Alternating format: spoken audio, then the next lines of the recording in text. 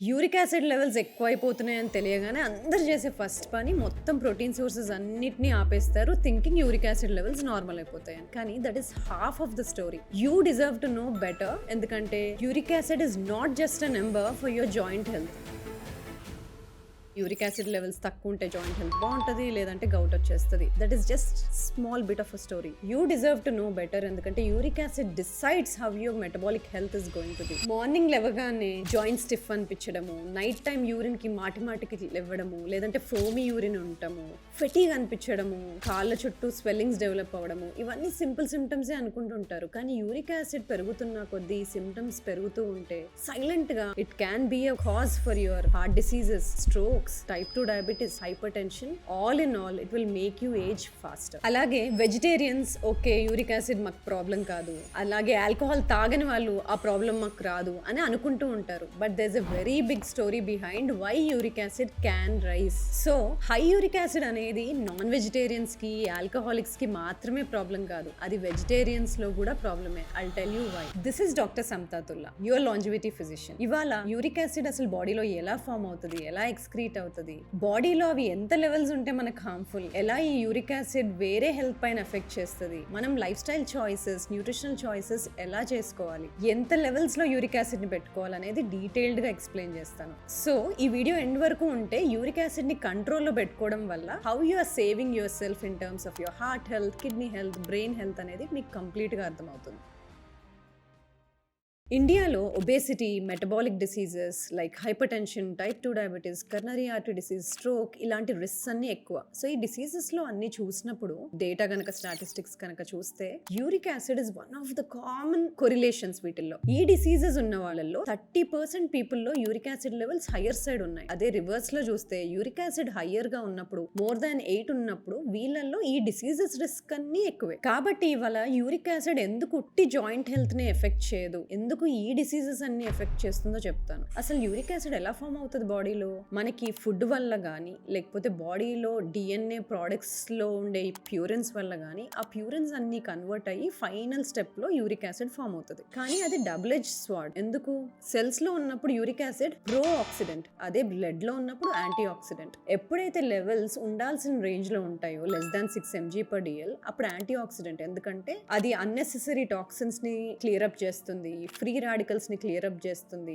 So బాడీలో ఒక balance ని తీసుకొస్తుంది. కానీ అవే యూరిక్ యాసిడ్ లెవెల్స్ ఎప్పుడైతే పెరిగిపోతాయో అప్పుడు సెల్స్ లో, బ్లడ్ వెజల్స్ లో ఎస్పెషల్లీ ఎండోథీలియం అనే లేయర్ లో నైట్రిక్ ఆక్సైడ్ ని తగ్గిస్తుంది, ఇన్ఫ్లమేషన్ ని పెంచేస్తుంది, ఆక్సిడేటివ్ స్ట్రెస్ ని పెంచేస్తుంది. అందుకనే యూరిక్ యాసిడ్ ఎక్కువ ఉండే వాళ్ళు they age faster in blood vessels. అలాగే యూరిక్ యాసిడ్ ఎక్కువ ఉండే వాళ్ళలో మెటబాలిక్ హెల్త్ కూడా వర్సన్ అవుతుంది. అలాగే మనం ఇవాళ సర్వైవల్ స్విచ్ హైపోథసిస్ గురించి మాట్లాడుకోవాలి. We all have a survival switch. ఎప్పుడైతే మనకి పాతకాలంలో ఫుడ్ స్కేసిటీ ఎక్కువగా ఉండేదో ఆ టైంలో ఫ్రక్టోజ్ అనేది లివర్ లో ఏటీపీని, అంటే ఎనర్జీ సోర్స్ ని ఎక్కువ వాడేసుకొని ఏఎంపీని మిగిలిచ్చేది. అప్పుడు ఆ ఏఎంపీ మనకి ఫుడ్ కోసం క్రేవింగ్స్ ని పెంచేసి, మన ఫ్యాట్ స్టోరేజ్ ని పెంచేసి, మన బ్లడ్ ప్రెషర్ ని పెంచి బాడీని రెడీగా ఫైట్ మోడ్ లో ఉంచుతుంది. So our bodies are designed like that. మన బాడీస్ ఈ హై క్యాలరీ లోడ్ కి, సెడెంటరీ బిహేవియర్స్ కి అసలు they are not made for this. అందుకని ఇవాళ టైంలో ఎప్పుడైతే సెడెంటరీగా హై క్యాలరీ లోడ్ ఉంటుందో ఈ సర్వైవల్ మోడ్ స్విచ్ అనేది కంటిన్యూస్ గా ఆన్ గా ఉండడమే మన టుడేస్ ప్రాబ్లం.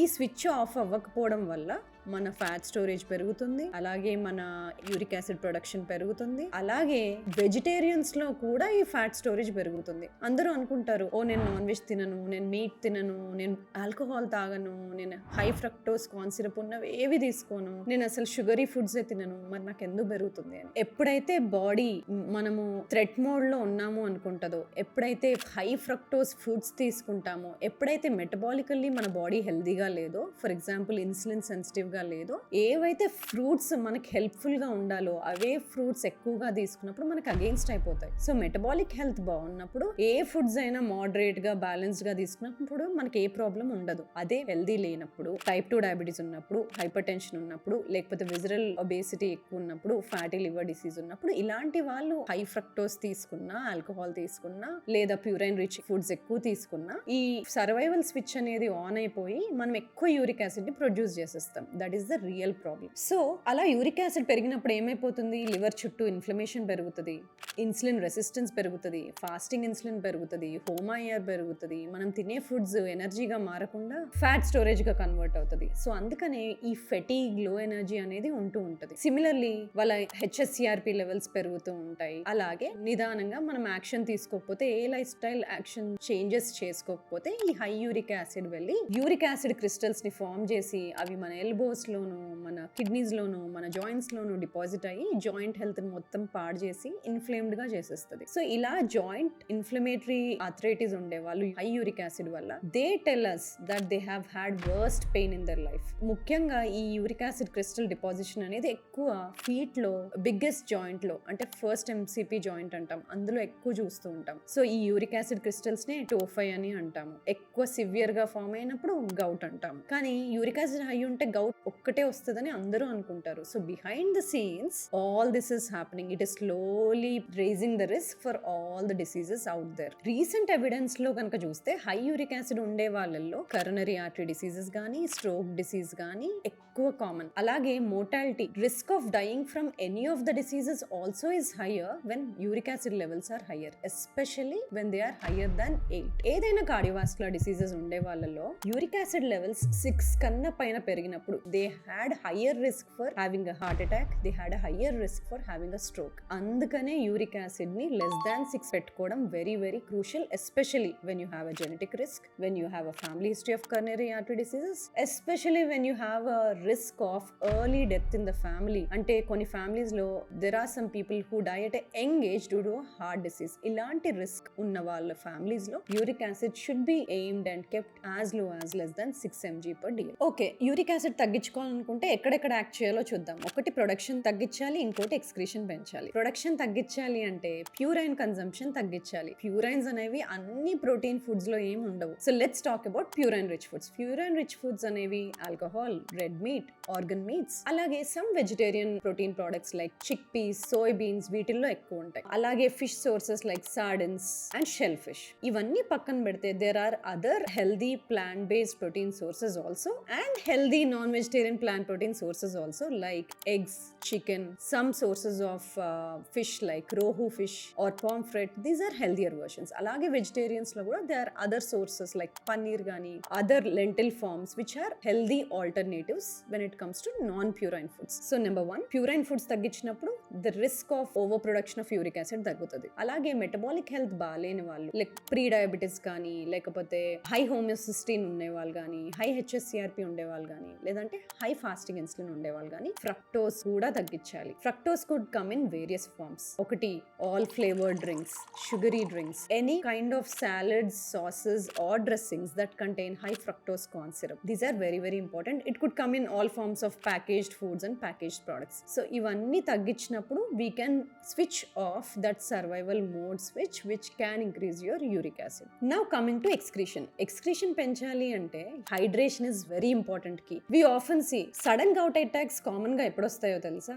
డిహైడ్రేటెడ్ గా ఉన్నప్పుడు ఆర్ ఎక్కువ క్వాంటిటీస్ లో రెడ్ మీట్ కానీ ఆర్గన్ మీట్ కానీ తిన్నప్పుడు, లేదా బింజ్ డ్రింకింగ్ ఆఫ్ ఆల్కహాల్ వల్ల. ఇలాంటి ఎపిసోడ్స్ లో మనం సడన్ గౌట్ అటాక్స్ చూస్తాం, which again signifies excretion problem ఉంది అని. సో ఎక్స్క్రీషన్ ఇంప్రూవ్ చేయాలంటే number 1, hydration is the key. Depending on the individual 2 to 3 liters of water intake is ideal. But again heart diseases ఉండేవాళ్ళు, heart failure issues ఉండేవాళ్ళు, kidney issues ఉండే వాళ్ళకి that can change. Kidneys usual గా uric acid ని filter చేస్తుంది, reabsorb చేస్తుంది, then excrete చేస్తుంది. More than 90% of the times reabsorption అవుతుంది. So it's important we all hydrate. ఇప్పుడు మన రిస్క్ ని తగ్గించుకోవాలి, యూరిక్ యాసిడ్ ని కంట్రోల్లో పెట్టుకోవాలంటే ఎలాంటి టెస్ట్ చేసుకోవాలో చెప్తాను. జస్ట్ యూరిక్ యాసిడ్ చేసుకుంటే సరిపోదు.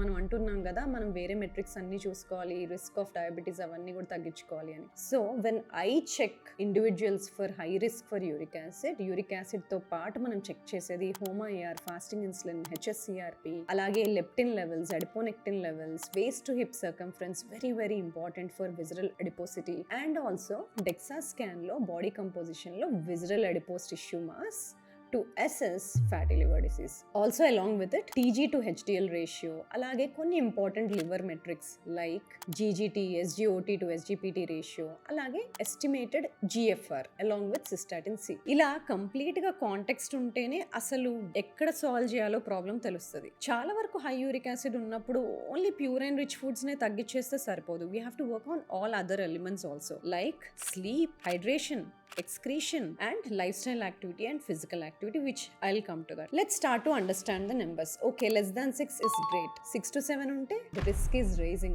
ఇక్కడ మనం చూసుకోవాల్సింది ఏంటి, ఫీట్ లో ఎడిమా వస్తుందా, ఫ్రీక్వెంట్ గా యూరినేషన్ కి లేస్తున్నామా, ఫెటీగ్ అనిపిస్తుందా, బ్రెయిన్ ఫాగ్ అనిపిస్తుందా, ఆర్ సడన్ గా వేస్ట్ టు హిప్ రేషియో పెరిగిపోతుందా, ఆర్ మార్నింగ్ లేసినప్పుడు జాయింట్స్ లో లైట్ గా స్టిఫ్నెస్ వస్తుందా, లేదంటే ఫీట్ లో టింగ్లింగ్ సెన్సేషన్స్ ఉంటున్నాయా, ఇవి చూసుకోవాలి. It's important to track when you're between 6 to 7. Okay, what happens when you're beyond 7? Clear గా 7 కన్నా పైన వెళ్తుంది యూరిక్ యాసిడ్ లెవెల్స్ అంటే it's time we need to test. So నేను ఇంతకుముందు చెప్పినట్టు అవన్నీ లిస్ట్ ఆఫ్ టెస్ట్ చేసుకొని ఎక్కడ ఆప్టిమైజ్ చేసుకోవాలో చూసుకోవాలి. Now coming to more than 9 you should never wait. Please reach out to your physician. We should take emergency care. We should take strict action to immediately reduce it. ఎందుకంటే 9 కన్నా పైన ఉన్నప్పుడు every risk is higher. You could land up with a gout one fine day, or already మనకి baseline set అయిపోయింది కాబట్టి అప్పటికి there is a risk for hypertension, diabetes and stroke as well. So more than 9 never wait. So ఇప్పటి వరకు మనము how it affects overall health మాట్లాడాం. Let's go one layer deep and understand from longevity lens and longevity medicine perspective కూడా. ఈ uric acid సెల్లో ఉన్నప్పుడేమో accident గా, blood లో ఉన్నప్పుడు యాంటీ ఆక్సిడెంట్ గా ఉంటుందని చెప్పాం. సో సెల్లో పెరిగినప్పుడు ఏమవుతుంది uric acid, when it increases inside the cell ఏటీపీని హైజాక్ చేసేస్తుంది. అందుకని మనకి లో ఎనర్జీ అనిపిస్తుంది. దాన్నే మైటోకాండ్రియల్ డిస్ఫంక్షన్ అంటాం.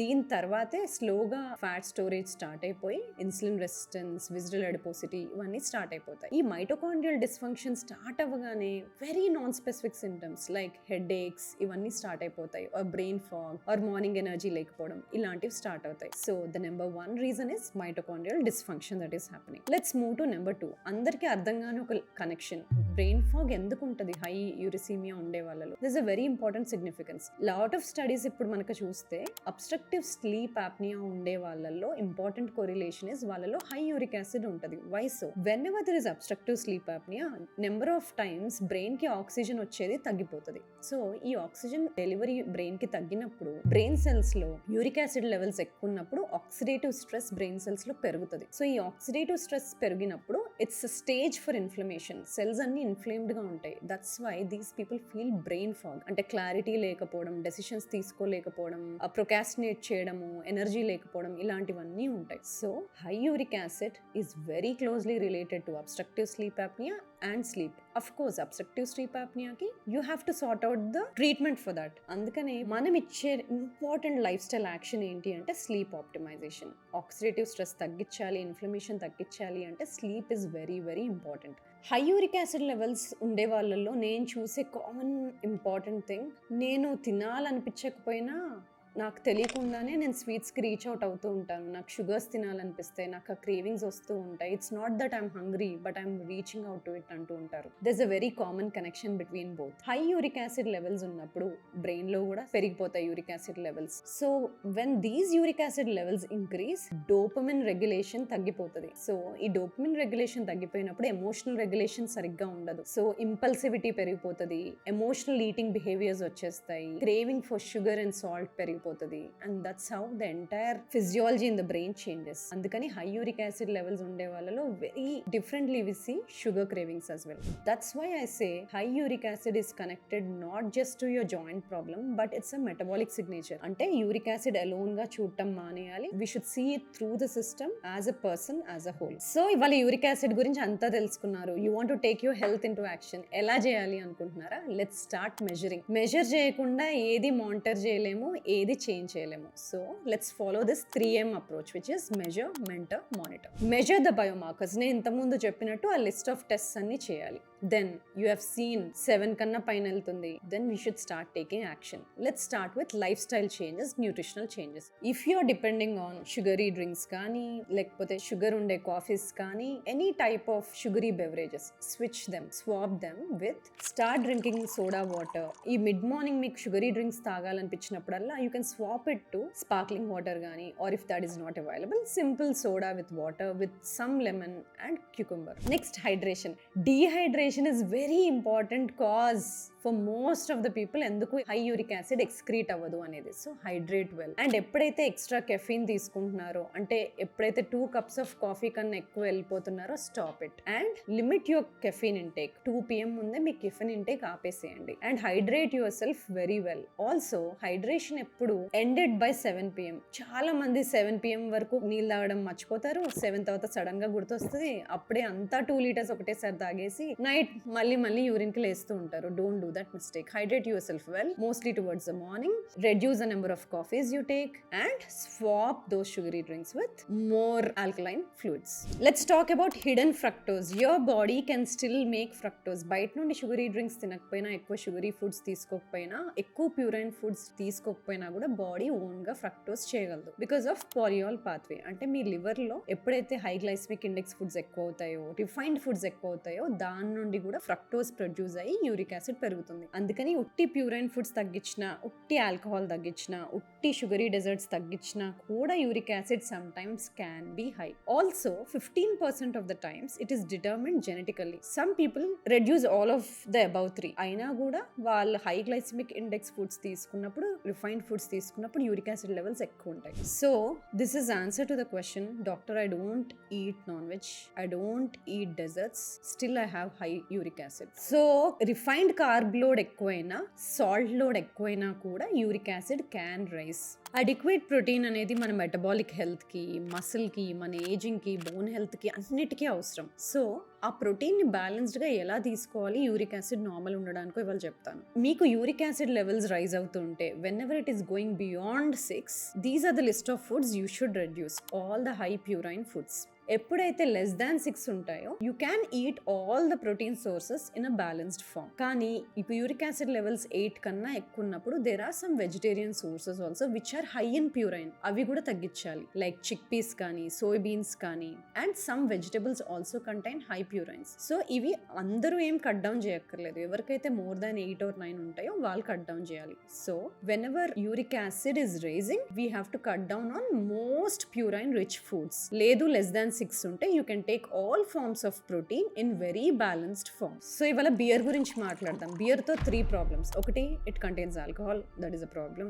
Second, it contains calories, that is a problem. Third, it contains purines, that is also a problem. So overall గా beer వల్ల it causes weight gain, metabolic health ని డిస్టర్బ్ చేస్తుంది, యూరిక్ యాసిడ్ ని పెంచుతుంది. మీరు ఇది వినే ఉంటారు. డాక్టర్స్ దగ్గరికి వెళ్ళినా, ఏ కన్సల్టెంట్స్ దగ్గరికి వెళ్ళినా, బరువు ఎక్కువ వాళ్ళలో మీరు 5 to 10% వెయిట్ లాస్ అవ్వండి, యూరిక్ యాసిడ్ అదే తగ్గిపోతుంది అంటారు. Why does it happen? ఎందుకు యూరిక్ యాసిడ్ తగ్గుతుంది? యూరిక్ యాసిడ్ ఎక్కువ ఉన్నప్పుడు it sits inside fat cells. Fat cells లో ట్రాప్ అయిపోయి ఉంటుంది. అప్పుడు లెప్టిన్ రెసిస్టెన్స్ అనేది పెరుగుతుంది. అంటే వాళ్ళ tendency to put on more weight ఎక్కువ అవుతా ఉంటుంది. సో ఎప్పుడైతే లైఫ్ స్టైల్ చేంజెస్ చేసుకుని, న్యూట్రిషనల్ చేంజెస్ చేసుకుని, ఫిజికల్ యాక్టివిటీలో, స్లీప్ లో చేంజెస్ చేసుకుని వెయిట్ లాస్ అవుతారో, అప్పుడు వెంటనే ఆ ఫ్యాట్ సెల్స్ లూజ్ అయినప్పుడు యూరిక్ యాసిడ్ లెవెల్స్ కూడా తగ్గిపోతాయి. That's how uric acid is connected to visceral adiposity. That's how it's connected to fatty liver disease and insulin resistance. I hope by the end of this video మీకు uric acid ఎలా produce అవుతుంది, ఎందుకు పెరుగుతుంది, అది ఎలా weight gain చేస్తుంది, ఎందుకు all cause disease risk పెరుగుతుందని మీకు అర్థమయ్యే ఉంటుంది. If you liked watching today's videos, previous 2 videos also you like them. One was on creatine and other was on protein intake. నేను చేసే హెల్త్ వీడియోస్ చూసి చాలా మంది హెల్త్ పైన యాక్షన్ తీసుకుంటున్నారు, స్ట్రెంత్ ట్రైన్ చేస్తున్నారు, హైడ్రేషన్ ఇంప్రూవ్ చేస్తున్నారు, ప్రోటీన్ ఇంటేక్ ఇంప్రూవ్ చేస్తున్నారు, స్లీప్ ని సీరియస్ గా తీసుకుంటున్నారు. I'm so happy you're all inspired. అలాగే ఇంకా ఎక్కువ మంది ఇన్స్పైర్ అవ్వాలి, ఎంపవర్ అవ్వాలి, హెల్త్ పైన లిటరసీ పెరగాలి, అండ్ ఇండియాలో ఈ ఒబేసిటీ, డయాబెటీస్ ప్రాబ్లం తగ్గాలి. So to keep solving that, every week ఈ కాంప్లెక్స్ హెల్త్ టాపిక్స్ ని సింప్లిఫై చేసి మీకోసం వీడియోస్ చేస్తూనే ఉంటాను. Keep supporting and thank you for making it a 50K. ఇంకా ఎవరైనా సబ్స్క్రైబ్ చేసుకోకపోతే తప్పకుండా సబ్స్క్రైబ్ చేసుకోండి. And also share with your family members and friends who you think should watch these videos and take their health seriously.